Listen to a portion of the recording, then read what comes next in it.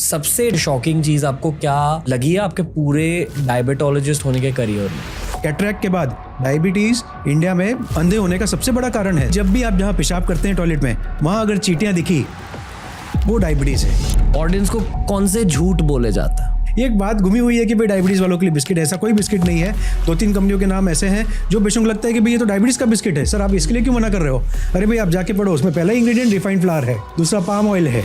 एक early symptom of diabetes वो होता है ना कि नेक काले कलर की हो जाती है। अकैंथोसिस नाइग्रिकांस करके ये एक टर्म है। इसके कुछ और भी सीरियस कारण होते हैं जैसे गैस्ट्रिक कैंसर वगैरह। बहुत सारे लोग जो ये पॉडकास्ट देख रहे हैं उनको डायबिटीज हो चुका है और बहुत सारे लोगों को डेफिनेटली होने वाला है बेस्ड ऑन करंट लाइफस्टाइल। और बहुत सारे लोग ऐसे हैं जिनको है लेकिन मालूम नहीं है कि आज उनको डायबिटीज है। अच्छा, ये बहुत बड़ा नंबर है।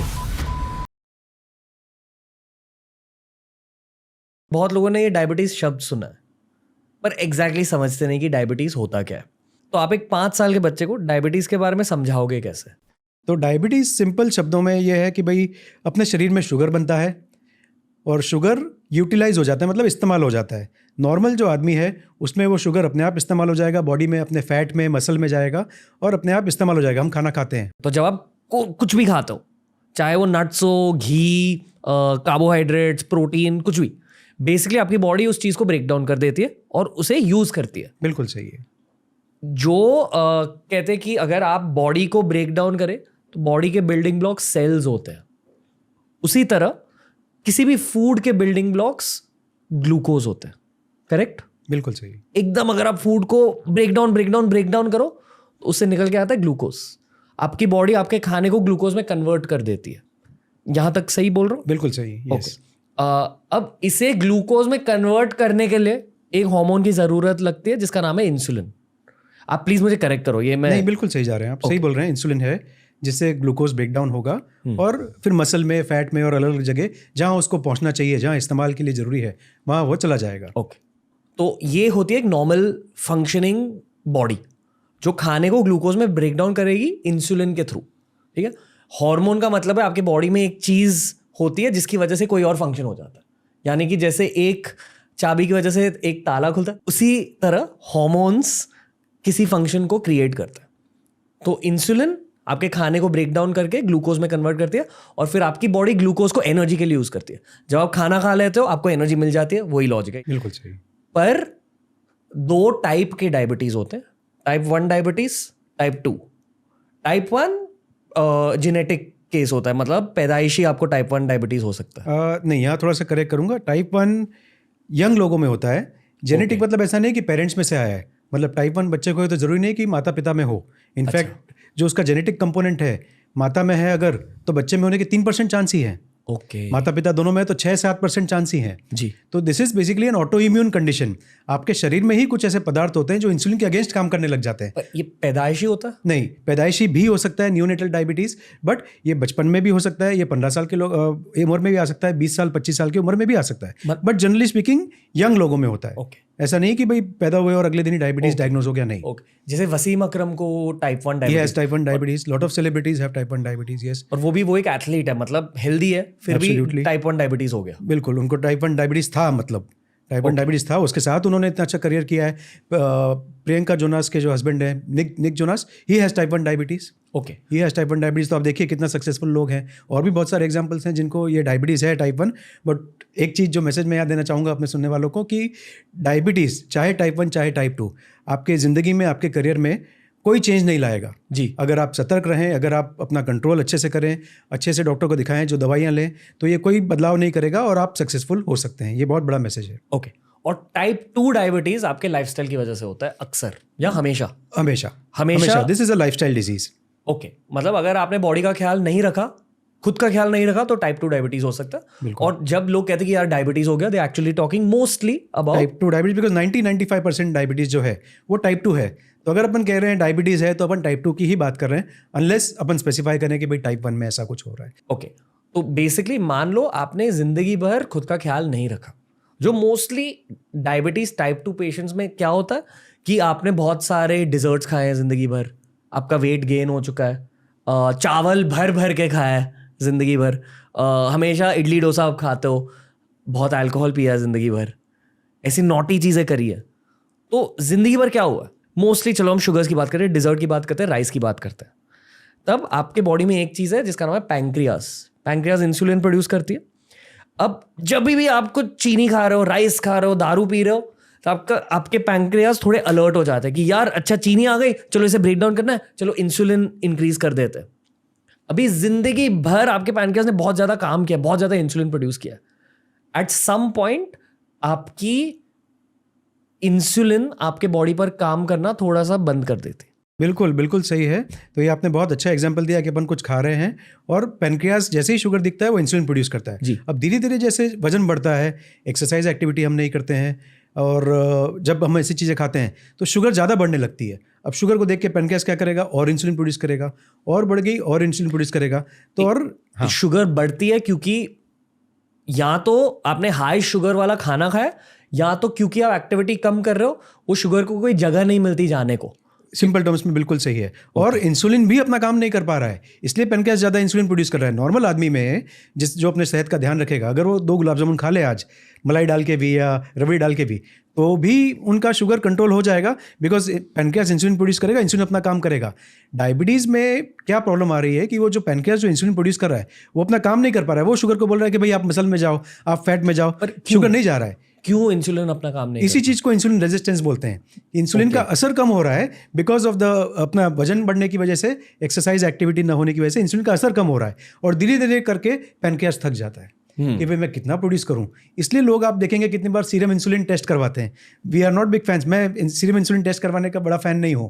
मैं अपने पेशेंट्स में सब में नहीं करता हूं, जहाँ जरूरत हो वहीं करता हूं इंसुलिन या सी पेप्टाइड। उसका एक कारण है, बिकॉज आप जिन डायबिटीज़ के पेशेंट में करोगे तो उसमें इंसुलिन ज़्यादा आना ही है टाइप 2 डायबिटीज़ में, बिकॉज आपका पैनक्रियास थक चुका है इंसुलिन बना बना के, और वो इंसुलिन अपने ब्लड में तैर रहा है सिर्फ, बट काम नहीं कर रहा है। मतलब शुगर भी हाई है और इंसुलिन भी हाई है। This is insulin resistance. मतलब मान लो अगर आपकी इंसुलिन रेजिस्टेंस हो गई, तो आपका इंसुलिन आपके ब्लड स्ट्रीम में चले जाता है। वैसे भी जाता है ब्लड स्ट्रीम में, तो वैसे भी जा रहा है, और ब्लड स्ट्रीम में जाके वो अपना काम करता है। खून भी, अरे शुगर भी तो ब्लड में ही है, तो वहाँ जो ब्लड में शुगर जो तैर रहा है उसको बोलेगा कि चलो तुम भाई मसल में जाओ या तुम फैट में जाओ, ब्लड को खाली करो, ब्लड शुगर नहीं बढ़ना चाहिए। Okay okay okay. तो शुगर सुनता ही नहीं, डीट हो गया एकदम से, बिकॉज अपन ने शरीर को ऐसा बना दिया है कि शुगर भी बढ़ते जा रहा है बट इंसुलिन को अपना काम नहीं करने दे रहा है। इंसुलिन रेजिस्टेंस को इस तरह से हम समझा सकते हैं। ओके, दृढ़ निश्चय। बिल्कुल बिल्कुल। जो भी मैंने आप कहा सर, आप कुछ कहना चाहोगे बिफोर? नहीं, तो बहुत इंपॉर्टेंट है। मैं भी पेशेंट्स को ये बताता हूँ कि ये बीमारी जो है ये डिसिप्लिन की बीमारी है। क्योंकि डायबिटीज़ में कभी कभी होता है कि पेशेंट ने एक डॉक्टर को दिखाया, 2 3 4 6 महीने नहीं हुआ तो दूसरे डॉक्टर को दिखाया। तो जब पेशेंट मेरे पास आता है घूम फिर के, मेरा ये होता है कि ना डॉक्टर बदलने से फ़ायदा होगा, दवाइयाँ पेशेंट को सही चल रही होती हैं, दवाइयों में फॉल्ट नहीं होती जी। तो मेरे पास पेशेंट आया है, शुगर अभी भी आया है, सही की सही दवाइयाँ हैं, तो मेरा क्या रोल है यहाँ पे? मेरा रोल है उसको सही रास्ता दिखाना कि भाई ट्रीटमेंट ना डॉक्टर चेंज करने से होने वाला है, ना दवाइयाँ चेंज होने से। कितनी बार तो मैं दवाइयाँ चेंज नहीं करता हूँ, कभी कभी कम करके बेचता हूँ, बट मैं कहाँ समय देता हूँ पेशेंट को, क्या समझाता हूँ, कभी पूरा उसका खान पान सुबह से लेकर रात तक पहले समझता हूँ। तो मेरा एक ये रहता है, ईट इन मॉडरेशन। कोई भी चीज़ आप मॉडरेशन में कीजिए, एक लिमिट में कीजिए, तो आप सब चीज़ें कर सकते हैं। जितना मैं जान रहा हूँ, अक्सर लोगों को लगता है कि डायबिटीज़ शुगर खाने की वजह से होता है, मतलब ज़िंदगी भर डिज़र्ट्स खाएं, वो भी एक कारण है, पर मेन वजह मुझे ऐसा लग रहा है कि जो भारतीय नाश्ता है हमारा, नाश्ता मेन वजह है। वेरी वेरी वेरी इंपॉर्टेंट, ये बहुत इंपॉर्टेंट है। इसलिए मैं अलग अलग भारत के अलग अलग भागों का एग्जांपल दे रहा था कि कहीं पे पराठे हैं, कहीं पे पोहा है, कहीं पे उपमा है। बम्बई में मेरे पास इतने पेशेंट हैं जो घर पे सुबह 6 बजे निकलते हैं जी, रहते हैं बोरीवली में, सबब में काम है, मरीन लाइन्स पे, चर्च गेट पे, सुबह सुबह निकल जाते हैं, नाश्ता बनाने का टाइम नहीं है। आए स्टेशन से एक वड़ा पाव ले लिया, खाया, चाय पी ली और निकल ली। अब वो वड़ा में फ्राइड है, आलू है, और पाव में तो अपने मैदे वाली ब्रेड है। तो ये चीज़ अगर आप हफ्ते में 5 बार खाएंगे तो आगे तकलीफें तो आनी है। पर जैसे टाइम आगे बढ़ रहा है, उसी पर्सपेक्टिव से डायबिटीज़ के साइंस में और एंटी और कॉम्बैटिंग डायबिटीज़ के साइंस में भी प्रोग्रेस आ रहा है। बिल्कुल, बहुत ज़्यादा आ रहा है। तो आजकल एक चीज़ जो मैं देख रहा हूँ कि जो नई दवाई आ रही है, हर 1 साल 2 साल में अब नई दवाई एक मार्केट में आएगी डायबिटीज़ के लिए, और सारी दवाइयाँ एक ही तरफ जो साइंस है और जो रिसर्च है जा रही है कि भाई वज़न कैसे कंट्रोल किया जाए, कम किया जाए। सारी दवाइयाँ, अब बाकी दवाई नहीं आ रही कि शुगर को कैसे कम करना है, वो नहीं, अब आ रही है वज़न। बिकॉज लोगों को ये समझ आ गया है, साइंटिस्ट को भी और बाकी डॉक्टर्स को भी, कि भाई हमारे देश में भी और बाकी जगह भी, कि वज़न एक बहुत बड़ा कारण है इंसुलिन रेजिस्टेंस का, जो हमने शुरुआत में डिस्कस किया है। वजन अगर मैं आपका, जैसे पेशेंट आया 90 किलो का है, आइडियल बॉडी वेट समझिए 80 होना चाहिए, 6 फुट के हैं, तो उनका अगर मैं 90 का 80 करवा दूं तो यहाँ डायबिटीज़, ब्लड प्रेशर, कोलेस्ट्रॉल, आपका सब चीज़ नॉर्मल आ जाए। ये पक्की बात है। अगर 10% बॉडी वेट अगर अपन ने कम करवा दिया, 7 से 10%, 90 किलो का 10% 9 किलो होता है, तो आधी चीज़ें आपकी खत्म हो जाएगी, दवाइयाँ बंद हो जाएगी। इसे ज़्यादा समझने के लिए एक सवाल पूछना चाहता हूँ। आपके जितने भी पेशेंट्स हैं उनमें से क्या कोई भी मोटे नहीं है? बिल्कुल, this is a very good question. ये बहुत अच्छा सवाल है कि हम सोचते हैं कि सिर्फ वजन से या मोटे लोगों को ही डायबिटीज़ होता है, ऐसा नहीं है। डायबिटीज़ कुछ अलग अलग टाइप के होते हैं। शुरुआत में अपन ने बातचीत की थी टाइप 1 और टाइप 2। इसके बीच में एक डायबिटीज़ है, टाइप 1.5 कहते हैं उसको कभी कभी, या लाडा इंग्लिश में, latent auto immune diabetes of adult, LADA। ये डायबिटीज़ कैसा है कि शुरुआत में टाइप 2 की तरह बिहेव करेगा। टाइप 2 और टाइप 1 में सबसे मेन डिफरेंस क्या है कि टाइप 1 डायबिटीज़ को जब से डायग्नोज हो जाए या जब मालूम पड़े से हमेशा तक आपको रोज़ इंसुलिन लेना पड़ेगा। गोलियां काम नहीं करती, और अगर आप इंसुलिन बंद करेंगे तो शुगर 300-400 हो जाएगी, आप बीमार हो जाएंगे, वेट लॉस होगा, उल्टियाँ होगी, और आपको भर्ती करना पड़ेगा। उसको एक कंडीशन बोलते हैं डायबिटिक कीटोएसिडोसिस, DKA। ये है टाइप 1।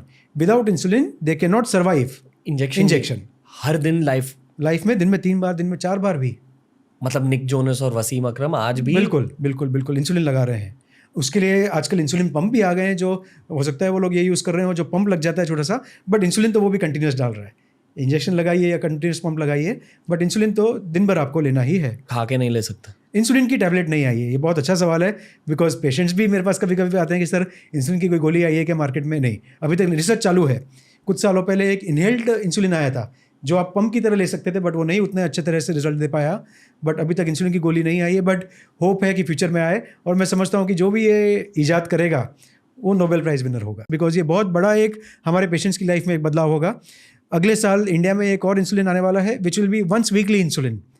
इंडिया में क्यों? मतलब बाहर तो आएगा, इंडिया में अगले साल लॉन्च होगा, क्योंकि कुछ दवाइयाँ बाहर पहले आती है, इंडिया में थोड़ा सा समय बाद आती हैं because of the regulations and clearances. हफ्ते में एक बार खा लो? नहीं, लगा लो, इंजेक्शन लगा लो, इंजेक्शन ही। आज तो आदमी को रोज़ लगाना पड़ रहा है। ये टाइप 2 में हफ्ते में एक बार से काम हो जाएगा। टाइप 1 वालों को तो फिर भी जो शॉर्ट एक्टिंग इंसुलिन दिन में 3 बार लेना पड़ेगा, बट जो आदमी महीने में 30 बार लगा रहा है उसको मैं बोलूँ कि भाई आपसे कल से आप महीने में 4 बार लगाएंगे तो आप खुशी देखिए। इंजेक्शन तो इंजेक्शन है, even though they get use to it, वो उसके आदतन हो जाते हैं, बट जो फ्रीडम मिलता है, इसलिए टाइप 2 में मेरे को एक जगह मुझे एक और खुशी मिलती है कि किसी पेशेंट की जिनकी डाइट और एक्सरसाइज अच्छी ना हो, जो दिन में 2 बार 3 बार इंजेक्शन लगा रहे हो, उनका मैं डाइट एक्सरसाइज बदलाव करवा के, थोड़ा वजन कम करवा के, उनका 3 बार का 2 बार या 2 बार का 1 बार इंसुलिन करवाऊँ। और कुछ पेशेंट में टाइप 2 में इंसुलिन बंद भी हो सकता है। तो जो पेशेंट मान चुका है लास्ट 7 साल से 10 साल से इंसुलिन लगा के थक गया है, बट मान चुका है कि इंसुलिन तो मेरी लाइफ लॉन्ग है, उसका अगर मैं बंद करा सकूँ तो आप पेशेंट की खुशी सोचिए और मेरी खुशी सोचिए। और इसका प्रोसेस यही है, लाइफस्टाइल फैक्टर्स, इसके अलावा कोई इलाज नहीं है टाइप 2 डायबिटीज़ का। आप खान पान बदलाव कीजिए, एक्सरसाइज कीजिए, अगर अपना वजन ओवरवेट या ओबीस के रेंज में है, वजन ज़्यादा है, वजन कम कीजिए, और आप देखिए दवाइयाँ कैसे भाग जाएंगी सारी। बस रियलिस्टिकली ऐसे बहुत लोग हैं जो ये पॉडकास्ट सुन रहे हैं जो शायद एक टॉप क्वालिटी डॉक्टर के कंसल्टेशन को अफोर्ड नहीं कर सकते। तो उनके लिए मेन सलाह यही है 100% कि एक्सरसाइज करो, कसरत करो, एक्टिव रहो, बॉडी को एक्टिव रखो, और खाना पीना मस्त रखो। मतलब अल्कोहल अगर पी रहे हो वो कम करो। बिल्कुल, वो तो बंद तो सबसे अच्छा है। मतलब ऐसा कोई रिकमेंडेशन नहीं है कि आप 15 दिन में पीजिए या 7 दिन में पीजिए। बंद करते तो बहुत बढ़िया है, बट हम समझते हैं सोशल लाइफ है, मिलना जुलना होता है, तो 15 दिन में एक बार, महीने में एक बार अगर होता है सोशली ठीक है, बट उसकी आदत मुश्किल है। और डॉक्टर का भी ऐसा नहीं है। देखिए डॉक्टर, मैं बता रहा हूँ, लगभग आप जहाँ भी जाएंगे दवाइयाँ वही रहेगी। तो अल्टीमेटली मैंने बताया ना कि जो पेशेंट मेरे पास भी आते हैं, कितनी बार मैं दवाइयाँ चेंज ही नहीं करता हूँ, मैं वही दवाइयाँ लिखता हूँ, मैं समय देता हूँ सिर्फ डाइट और लाइफस्टाइल पे, जो अपन ने यहाँ भी डिस्कस किया है। तो this is as good as a consultation. ये मैं पेशेंट के सामने बैठ के 20 मिनट 25 मिनट आधे घंटे बात करता हूँ, यहाँ तो अपन 1-1.5 घंटा 2 घंटा बात करेंगे आज। तो वो ये बहुत अच्छी बात है कि मेरे जो पेशेंट सामने बैठा है वही बातचीत मेरी सारी हो रही है। डॉक्टर बख्शी, मज़ा आ गया आज। Thank you, I enjoyed also, and thank you for inviting me. मुझे जब वेट घटाना था, जब हेल्दी बनना था, तो मैं बहुत ज़्यादा इंटेंस मोटिवेशनल वीडियोस देखता था। आजकल मोटिवेशनल वीडियोस का ज़माना नहीं है, पॉडकास्टिंग का ज़माना है। That's why thanks for watching. आजकल आप मोटिवेशनल पॉडकास्ट बनाते हैं। Of course, always sir. Thank you sir, lots of love and thank you for your time. Thank you, my pleasure. Thank you sir.